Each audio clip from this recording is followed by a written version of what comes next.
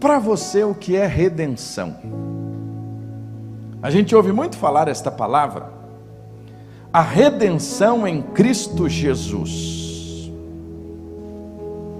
Quero te fazer um pedido. Davi, olha assim para 3 dedos aí na sua mão. E os irmãos, pegue 3 dedos. Eu queria que você listasse aí agora o nome das 3 pessoas mais justas com que você já lidou, com quem você já andou, com quem você já conheceu. Bote aí o nome destas 3 pessoas. O nome das 3 pessoas mais justas que você já conviveu. Pense aí, Cacá. Pense aí, irmão Edson. Aquelas pessoas que você olha e diz assim: rapaz, não tem erro nesse cara não. Ao nosso olhar humano, quem são as pessoas, as 3 pessoas mais justas, que você diria assim: essa pessoa nunca fez nada de errado? Imagine aí, irmão Edson, o nome das 3. Perguntaria a você: Madre Teresa de Calcutá? Não. Você colocou aí o apóstolo Paulo? Dificilmente seria Paulo. Paulo mesmo disse: olha, se tem uma coisa que eu não sou, é justo. O Papa. Quem você colocou aí? Quem são as 3 pessoas que você listou como os mais justos que você conhece? A verdade é que nenhum desses 3 que você listou é justo em si mesmo, como eu e você não somos. Nós não somos justos. E aí você diz assim: pastor, eu sou justo. Eu sou justo sim. Se você vem de uma cosmovisão de vergonha e honra, como eu venho, eu sou mineiro lá da roça, minha irmã, que escapa lá do interior. Essa igreja aqui, acho que o que ela mais tem é mineiro e cearense. Tem muito cearense aqui também, muito nordestino aqui. E o eixo de cosmovisão, tanto do nordestino quanto do mineiro, tem muita relação com vergonha e honra. O que é isso?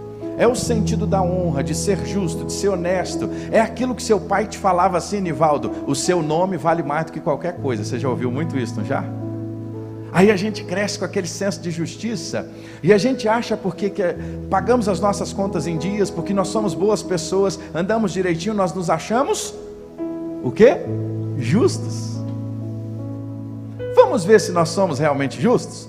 Vamos hoje tentar começar esse nosso tempo de estudo da palavra fazendo um teste de bondade. A Bíblia diz em Hebreus 9:27 o seguinte: ao homem está determinado o quê? Morrer uma só vez, e depois disso vem o quê? O juízo. Juízo, nós vamos estar diante de Deus. E imagine diante de Deus, Nivaldo, Deus vira para você e diz assim: Nivaldo, por que eu devo deixar você entrar no meu céu? Imagine, irmã Elita, diante de Deus, Davi, Deus vira para você e diz assim: Davi, você está aqui agora diante de mim, um dia todos nós vamos estar diante do Senhor, e Ele perguntar: Michael, por que você deve entrar no meu céu? Qual é a razão que eu posso deixar você entrar no meu céu? Você se considera uma pessoa boa?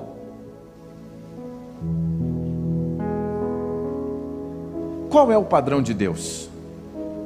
Aí eu quero lembrar você o padrão de Deus. Deus deu um padrão moral ao homem, isso foi expresso desde o Antigo Testamento, aonde? Nos 10 mandamentos. Você lembra os 10 mandamentos quais são?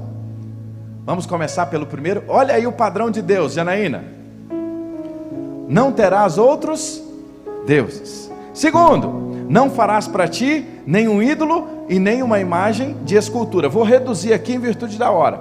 Não tomarás o nome do Senhor em vão. Lembra do dia do sábado para descansar. Honra teu pai e a tua mãe. Não matarás, não adulterarás, não furtarás, não dará falso testemunho do seu próximo, não cobiçarás a casa do teu próximo. Está aí a lei de Deus. Agora eu pergunto a você, diante dos 10 mandamentos, você alguma vez já mentiu? Nem que seja, a gente diz assim, é só uma mentirinha. Aquela que seu chefe fala assim, diga para ele que eu não estou aqui. Isso é o quê? Olha só, vamos botar agora o padrão de Deus e a nossa realidade de vida. Você já desobedeceu ou desrespeitou os seus pais? Vou para mais uma pergunta. Você já usou o nome de Deus em vão? Vou para mais uma. Jesus disse que quando o homem olha para uma outra pessoa com um olhar impuro, ele já comete erro.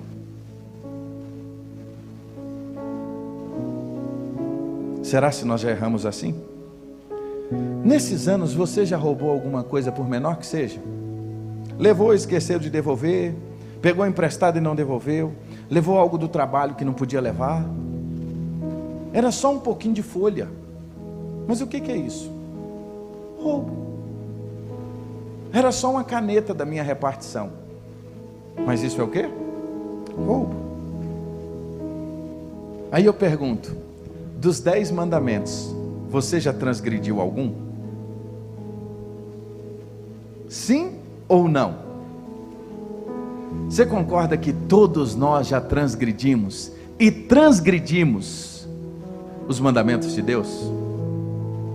Aí a pergunta é, Gabriel, se hoje Deus fosse nos dar uma sentença, a partir da nossa postura diante dos mandamentos, qual seria a sentença de Deus? Absolvido ou condenado? Qual seria, Rafa? O quê? Fala bem alto. Condenado. Se hoje Deus olhasse para mim, irmão Edson, e para o irmão, para cada um de nós que estamos aqui, à luz da sua justiça, nós seríamos o quê? Condenados. Você concorda? Agora faz sentido falar de redenção. Porque salvação só tem sentido quando nós entendemos o nosso estado de condenação. Salvação só faz sentido se de fato eu reconheço que eu preciso de ser salvo. Ajuda só faz sentido, auxílio só faz sentido quando eu reconheço. E aqui agora então fica mais fácil a gente entender, e é por isso que eu pedi que você abrisse a sua Bíblia em Romanos capítulo 3, porque Paulo vai nos dar uma compreensão dizendo em 3:23 que todos pecaram e destituídos estão da glória de Deus. Ou seja, o pecado nos afastou de Deus. Irmã Railene, nós fomos separados de Deus, destituídos da glória de Deus. Mas Ele, olha que coisa extraordinária, sendo justificados gratuitamente pela sua graça, pela redenção que há em Cristo Jesus, no qual Deus propôs para a propiciação pela fé no seu sangue, verso 25, para demonstrar a sua justiça, pela remissão dos pecados dantes cometidos, sob a paciência de Deus. Ou seja, se nós fôssemos olhar para as nossas vidas diante da lei, se nós olharmos a nossa condição diante de Deus, a Bíblia nos diz que nós fomos afastados de Deus por causa do nosso erro. O erro nos afasta de Deus, e nós nessa noite aqui, você que está conosco em casa, na internet, também reconhece que somos pecadores. Nós agredimos a Deus toda hora, nós agredimos a Deus todo dia, nós agredimos ao Senhor em palavras, em pensamentos, em atitudes. E se nós fôssemos julgados, meus irmãos, por aquilo que nós fazemos diante de Deus, nós seríamos condenados.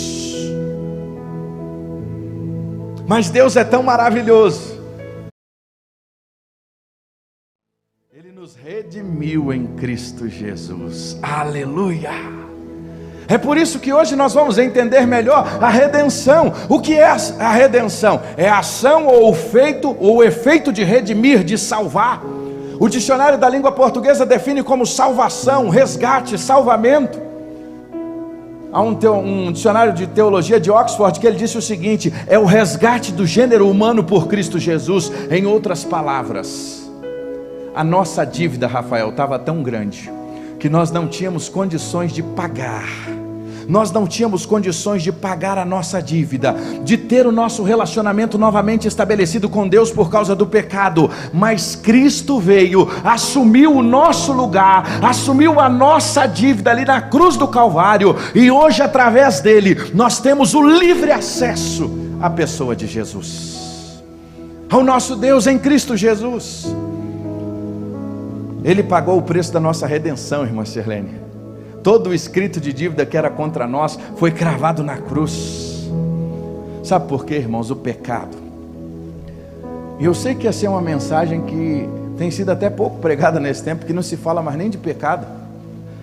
A gente vive uma geração que algumas palavras sumiram do púlpito: pecado, doutrina. Essas palavras sumiram da igreja, mas nós não podemos, nós precisamos resgatá-las. Por isso eu disse, nós precisamos entender quem é Jesus. E sabe como eu comparo o pecado? Max Lucado faz uma comparação interessante, que ele diz que o pecado cheira mal. Eu gosto quando ele fala isso. E aí, irmão Nivaldo, pecado cheira mal, e de fato cheira mesmo. Deus odeia o pecado, mas Deus ama o pecador. Sabe o que eu comparo o pecado, irmã Railene? Sabe quando você abre a geladeira, que tem alguma coisa que está estragada lá dentro? Que você vai pegar aquela água geladinha, ou vai pegar alguma coisa, aí de repente você faz assim: acho que tem alguma coisa ruim aqui. Aí você fecha a geladeira de novo. Aí você vai, faz coisas na casa, vai e volta. Quando você fecha a geladeira, parece que você resolveu o problema. Mas aí daqui a pouco você vai lá e faz o quê? Abre a geladeira de novo. Quando você abre a geladeira de novo, o que está lá? Aquele cheiro terrível, né? Assim é o pecado na nossa vida. Enquanto ele não é tratado pelo Senhor Jesus, enquanto nós não levamos a Cristo Jesus e reconhecemos que somos pecadores, nós ficamos como aquela geladeira, como algo podre dentro. Vira e mexe, ele aparece. Vira e mexe, ele vem à tona. Vira e mexe, ele chega. E às vezes nós achamos que podemos enviar flores, mas não vai aplacar a ira de Deus. Nós achamos que podemos botar um cartão bonito para Deus, não vai resolver. Senhor, me desculpa, não é o suficiente. Então eu vou servir os pobres, para ver se servindo os mais necessitados eu ganho perdão. Não é isso. Vou fazer um pix, vou mandar uma oferta gigante para ver se Deus me perdoa. Também não é isso. Sabe por quê? Porque nada disso é suficiente para que eu e você nos tornemos justos diante de Deus. Só tem uma coisa: nós sempre queremos fazer o que é certo, mas de alguma maneira nós erramos, nós falhamos. E sabe o que mais me impressiona, irmã Rebeca? É que às vezes a gente acha que Deus não sabe disso. A gente é tão ingênuo que às vezes a gente quer esconder de Deus nosso pecado, e nós queremos achar que vamos conseguir dar a volta em Deus, dar o nó em Deus. Deus sabe que eu e você somos pecadores. Deus conhece a nossa natureza, Ele sabe quem nós somos. As nossas boas ações nunca serão caminhos para a nossa justiça. Por mais que é importante ter boas ações, caminho só em Cristo Jesus. Ele é o único caminho. E aí muitas pessoas querem ao longo da história entrar nos céus. Eu e Pedro estava mexendo num documento da nossa avó. Nossa avó faleceu com 93 anos, né, Pedro? E um dia nós estávamos mexendo na casa da nossa tia, e nós achamos um documento que ela guardava com muito zelo. Nossa avó nunca quis ouvir a palavra de Deus, tinha muita relutância com as escrituras.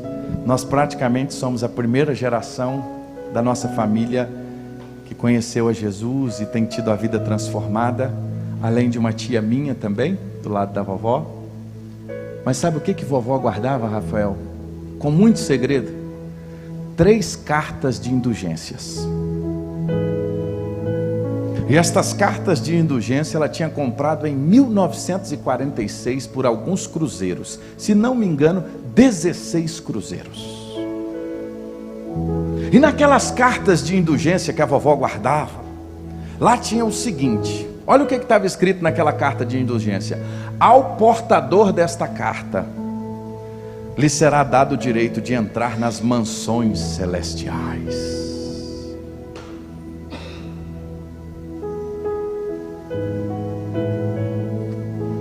Que tristeza de saber que a minha avó passou a vida inteira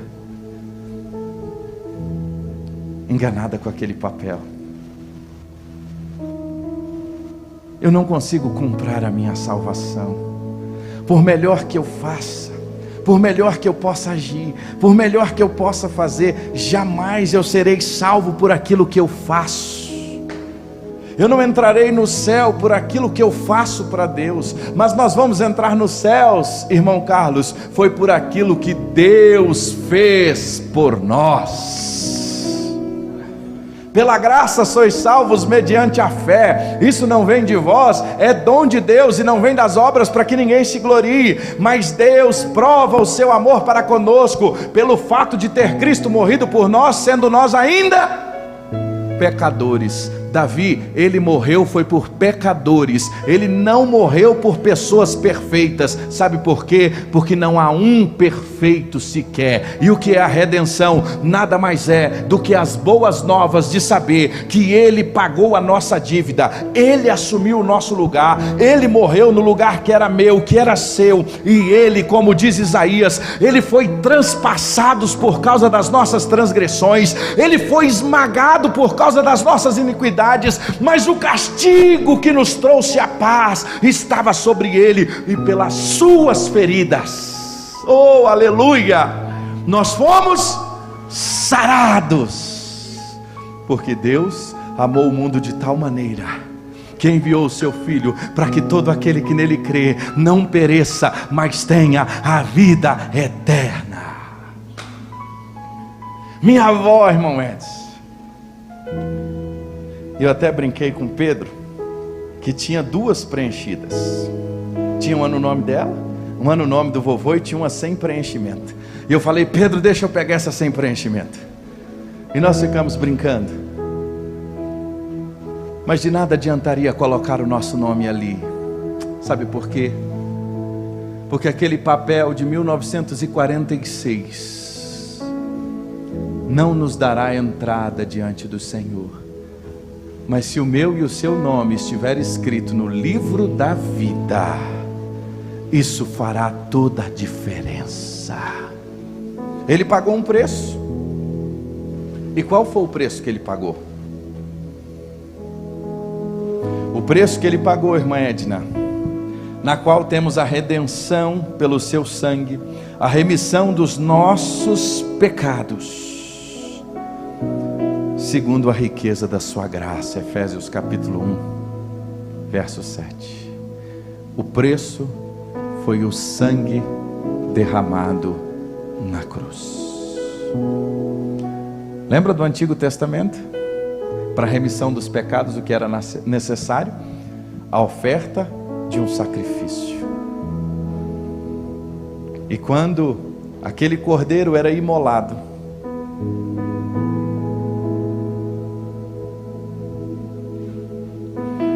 aquilo tinha um significado para as pessoas que vinham de tão longe. Elas voltavam deixando ali no templo uma carga, como se viesse com grandes fardos de pecado. E ao imolar daquele cordeiro, o sacerdote oferecia o sacrifício e elas voltavam para casa. Mas meses depois, elas tinham que voltar para apresentar um novo sacrifício. É por isso que João Batista, quando Jesus vai passando, ele diz o quê? Eis o Cordeiro de Deus, que tira todo o pecado do mundo. O que que João estava dizendo?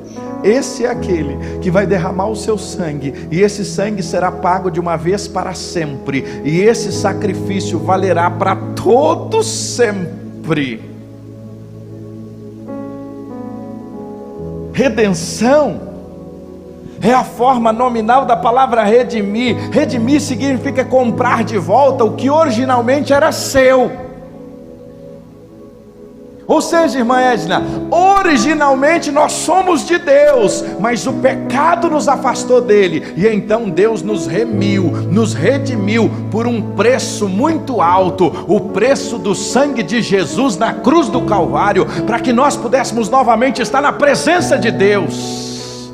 Nós estávamos perdidos, mas Ele não desistiu de nós, Ele pagou um preço muito alto para nos obter de volta.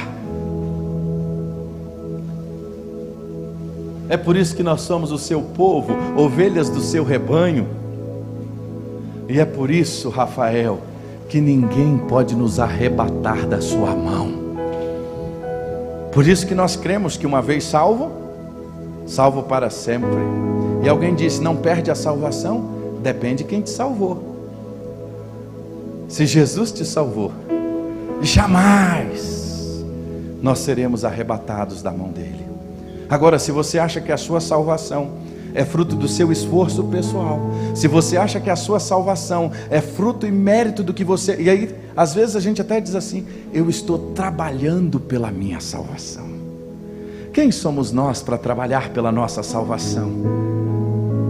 Na verdade, todo o trabalho já foi feito, todo o preço já foi pago. Lá na cruz do Calvário, nós não podíamos pagar aquele preço, e Ele deu uma eterna redenção por nós. Ele se tornou maldição em nosso lugar, por suas feridas nós fomos curados, como diz Pedro. Tudo isso para quê? Para que hoje nós pudéssemos novamente estar com Deus. Nós fomos separados de Deus por causa do pecado, mas agora em Cristo Jesus nós temos a salvação eterna. Aí você diz, pastor, mas que mensagem simples. Sim, porque o evangelho é simples, o reino de Deus é simples. Jesus veio alcançar corações simples. E aí você me pergunta, o que eu preciso fazer então para ser salvo?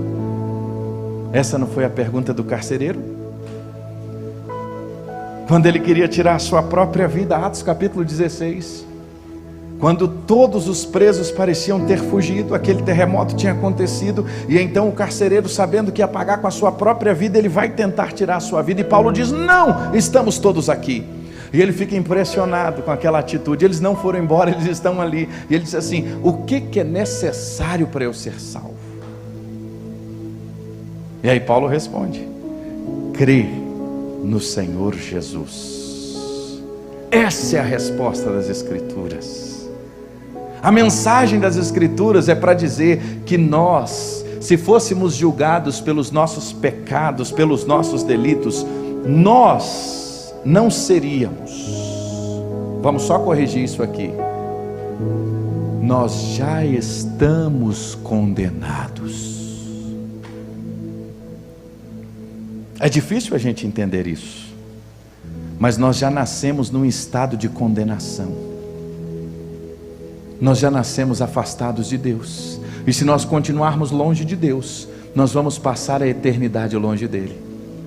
Deus, no seu infinito amor, então pagou um preço, o preço da redenção, o preço do seu sangue, para que em Cristo Jesus nós desfrutássemos da verdadeira liberdade que Ele pode oferecer. Qual é a verdadeira liberdade? É uma casa nova? Não. É um carro novo? Não. É a cura de uma enfermidade? Não. Ele pode fazer todas estas coisas? Pode, e Ele faz porque Ele é Deus. Mas não é isso o principal. Sabe o que é o principal? Ele veio para nos resgatar e nos salvar, porque nós estávamos perdidos. Isso é redenção. Nós não seremos salvos pelo que nós iremos fazer, mas nós somos salvos pelo que Cristo fez por nós. Pela graça sois salvos, mediante a fé. E aí eu pergunto a você hoje, Terminando esse tempo, para nós celebrarmos a ceia, a pergunta que eu quero te fazer é: aonde você passará a sua eternidade? Um dia, tudo isso aqui vai passar. Um dia, todas estas coisas aqui vão se findar, porque o homem foi criado para a eternidade. Só que essa eternidade vai ser para sempre com Deus ou para sempre longe de Deus. O que nós vivemos hoje, não chega, nem tem como mensurar por aquilo que nós ainda temos para viver. Mas a pergunta é: aonde você vai viver quando tudo isso aqui passar? Léo, quando eu tinha mais ou menos assim a idade do Samuel, tinha uma coisa que perturbava o meu coração: o medo da morte. Por quê? Porque eu sabia, Nivaldo, que se por alguma razão eu partisse, eu não saberia aonde eu iria passar a eternidade. Para onde eu iria? Quando tudo passasse, eu me perguntava quantas vezes, no meu coração, as perguntas eram: Senhor, para onde eu irei quando tudo passar? E aquilo começou a me trazer muitas inquietações, aquilo começou a me trazer muitas dúvidas. Mas desde criança comecei a ouvir a palavra de Deus, e aos 13 anos de idade, numa manhã de domingo, nunca vou me esquecer daquele sermão pregado naquela manhã, irmão Carlos. O pastor Masatoshi Sato leu um versículo apenas, João capítulo 5, versículo 24. Em verdade vos digo, que todo aquele que crê e ouve a minha palavra tem a vida eterna, não entra em juízo, mas passou da morte para a vida. Naquele dia, eu descobri algo que eu não sabia, irmão Josimar. O Espírito Santo, que nos convence do pecado, da justiça e do juízo, irmão Carlos, me convenceu, e eu compreendi a verdade do Evangelho, que se de fato eu conhecesse a Cristo como Senhor e Salvador, eu iria ter a vida eterna. Não porque eu sou bom, porque eu não mereço, eu não presto. Nenhum de nós somos bons, nós somos falhos, mas em Cristo Jesus, Ele nos redimiu, Ele pagou o preço da redenção, e se eu confiasse a minha vida a Ele, Ele iria transformar o meu coração e a minha história. Naquela manhã Ele fez o apelo, e quando Ele fez o apelo, eu não contive mais, eu não aguentava mais. Eu queria sair correndo e ir lá na frente. Sabe por quê, Nivaldo? Porque eu tinha encontrado resposta para o meu maior trauma e medo, que era onde eu iria passar a eternidade. E eu tinha descoberto na palavra de Deus que quem crê em Jesus tem a vida eterna. Aonde você vai passar a sua eternidade? Aonde você vai passar toda a sua vida quando tudo isso aqui passar?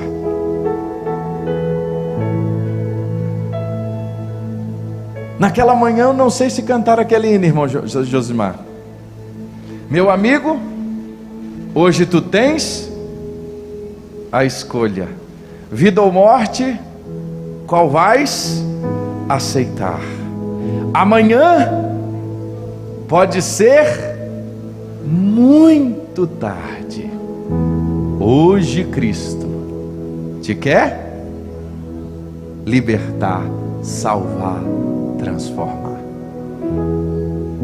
Você não chegou aqui hoje à noite por um acaso.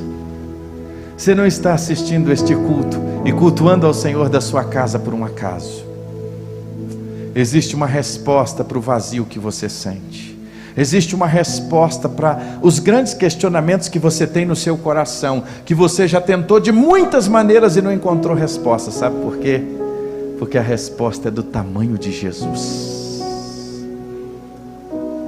E no dia em que Ele passa a habitar no nosso coração, a nossa vida nunca mais é a mesma. Queria que você curvasse a sua cabeça agora. A minha pergunta para você nessa noite é: aonde você vai passar a sua eternidade? Para você que está em casa agora, eu pergunto a você: aonde você vai passar a sua eternidade? Para onde você vai quando tudo passar? Para onde você vai quando todas as coisas passarem? Aí você me diz: pastor Fabrício, eu não tenho certeza da vida eterna. Pastor Fabrício, eu não sei para onde eu vou. Mas hoje eu quero dizer uma coisa a você: você pode sair daqui nesta noite com a certeza de onde você passará a eternidade. A certeza não está numa igreja batista, ela não está na Assembleia de Deus, ela não está na igreja presbiteriana, na igreja católica. A certeza não está com o padre ou com o pastor. A certeza está na pessoa de Cristo Jesus. E quando nós o reconhecemos como Senhor e Salvador, a nossa vida nunca mais é a mesma. Mas para isso é necessário tomar uma decisão. É necessário reconhecer que nós somos pecadores. É necessário que nós reconhecer que nós temos andado longe de Deus. É necessário reconhecer que eu preciso de uma mudança de vida. É necessário reconhecer que Ele pagou um preço lá na cruz. Na verdade, quem deveria estar lá era eu, mas Ele morreu no meu lugar. Por isso Ele me redimiu, por isso Ele me salvou. Isso é redenção. E hoje eu te pergunto: você não deseja recebê-lo como Senhor e Salvador da sua vida? Você não deseja nesta noite dizer para Ele: Jesus, eu reconheço que sou pecador, eu reconheço que eu preciso de transformação, eu reconheço que eu tenho andado longe do Senhor, eu reconheço que eu preciso de uma nova vida. Se esse é o desejo do seu coração, você que está em casa agora, você que está aqui conosco, eu queria que você repetisse essa oração comigo nesta noite, aonde você está. E você vai dizer assim: Senhor Jesus, nesta noite, eu reconheço que sou pecador. Eu tenho te agredido todos os dias com os meus erros e com os meus pecados, Jesus. Mas nessa noite eu te peço perdão. Nesta noite eu reconheço que o Senhor morreu naquele lugar que era meu. Nesta noite o Senhor morreu naquele lugar que eu deveria estar. Mas o Senhor me alcançou. E hoje eu reconheço, Pai, o sacrifício do Senhor ali na cruz. E hoje eu reconheço que tudo aquilo foi por mim, por amor a mim. Aquele alto preço que o Senhor derramou com o seu sangue, para que hoje eu pudesse ter vida. E nessa noite eu te recebo como meu Senhor e Salvador da minha vida. Entra no meu coração agora, perdoa os meus pecados, muda a minha história, faz de mim uma nova criatura em Cristo. E que a partir de hoje eu viva a nova vida que o Senhor oferece. Que o teu Santo Espírito passe a morar em mim agora. Me sela com o teu Santo Espírito neste momento. Escreva o meu nome no livro da vida pelas tuas misericórdias, Senhor. Hoje eu te reconheço como Senhor e Salvador, e que o Senhor morreu na cruz em meu lugar, e que eu sou pecador, e que eu preciso de uma mudança de vida. Assim eu oro em nome de Jesus. Amém. De cabeça baixa ainda nós estamos. Eu queria que você continuasse em oração. Não poderia terminar esta noite sem não perguntar: você que fez esta oração hoje pela primeira vez, você que sabe que precisa de Jesus, que reconhece Ele, que Ele morreu em seu lugar como seu Senhor e Salvador, eu queria que você levantasse a sua mão onde você está. Você vai dizer: Jesus, eu preciso do Senhor. Hoje eu estou te reconhecendo como meu Salvador. Alguém aqui neste templo, alguém aqui entre nós. Deus abençoe, filha, a sua vida. Glória a Deus. Pode baixar a mão. Há mais alguém que gostaria de nessa noite dizer: Jesus, eu preciso, eu quero voltar, eu tenho andado distante do Senhor, eu quero me reconciliar com o Senhor hoje. O Senhor pagou esse preço na cruz por mim. Se você deseja se reconciliar com o Senhor hoje, levanta a sua mão onde você está. Deus abençoe, Deus abençoe. Pode baixar. Há mais alguém que nessa noite gostaria de tomar essa decisão, você que está em casa agora, o Senhor está falando ao seu coração, escreve aí nos comentários: hoje eu estou voltando para Jesus, hoje eu recebo a Jesus como Senhor e Salvador, hoje eu recebo Jesus, hoje eu preciso de Jesus. Há mais alguém? Eu quero convidar a nossa turma da adoração a subir aqui, quero convidar você a ficar de pé. Nós vamos cantar essa canção e nós vamos exaltar ao Senhor juntos.